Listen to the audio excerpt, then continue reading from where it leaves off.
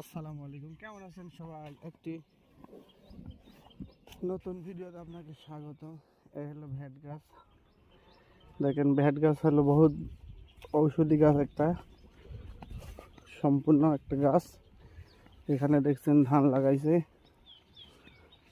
ভুট্টা ছিল, ভুট্টার পরে ধান লাগাইছে।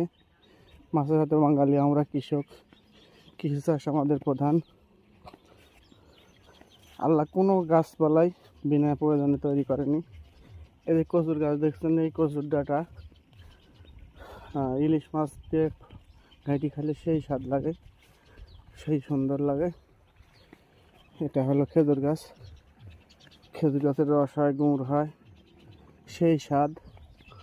তারপরে দেখছেন মোটর দিয়ে পানি আসছে, আম ধরছে, কি সুন্দর দেখেন এই বাগানে। সবাইকে অসংখ্য ধন্যবাদ, মোবারকবাদ। সবাই আমার ভিডিও বেশি বেশি লাইক, কমেন্ট ও শেয়ার করবেন ইনশাআল্লাহ।